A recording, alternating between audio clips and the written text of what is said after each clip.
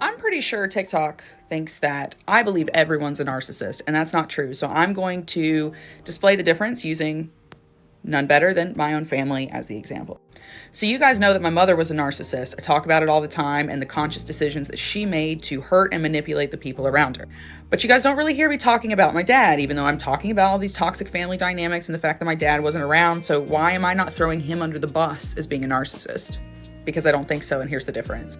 My mother made conscious choices to hurt me and to hurt other people. She knew she was severely mentally ill, down to bipolar 1 and a whole bunch of other things, and she consciously chose not to treat her mental illnesses, which made her emotionally and mentally unstable, which she was aware of because she had been diagnosed and told about these things, and she refused to treat it because treating her mental illness, becoming a more stable person and a more emotionally healthy person, required taking accountability and admitting that she was the problem. She wasn't going to do that. Now, my dad, different story. Yes, there was screaming and yelling in the house and things like that. How are you not going to scream and yell when you have a narcissist creating so much conflict? But he left when I was like 8 to 10 years old, and he left me with my mother and with the rest of the family who were considerably abusive. Now, why don't I blame him for narcissism? Why don't I point the narcissism finger at him, especially on this platform when I could? I don't think it was narcissism. It's a big difference, right? The difference is intention.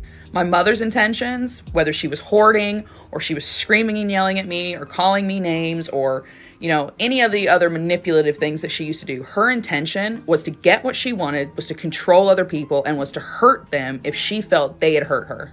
My dad doesn't have those same intentions. Yes, my dad left, but my dad had been with a narcissist for 36, 38 years or something like that.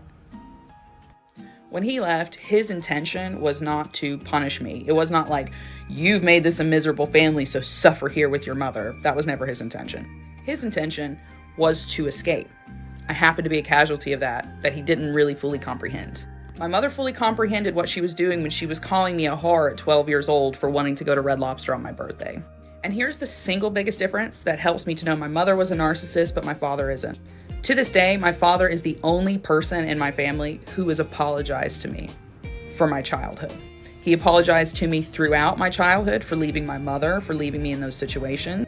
And as an adult, now that he fully realizes the extent of the abuse that I was experiencing at the hands of that woman, he has apologized more than once for me being stuck there in that position in that house.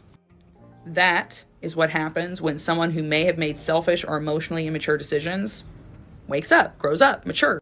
Narcissists don't do that. The only apology I ever got from my mother was a deathbed, "I'm sorry, will you please forgive me?" That's it. And she wanted that for forgiveness for her, not for me.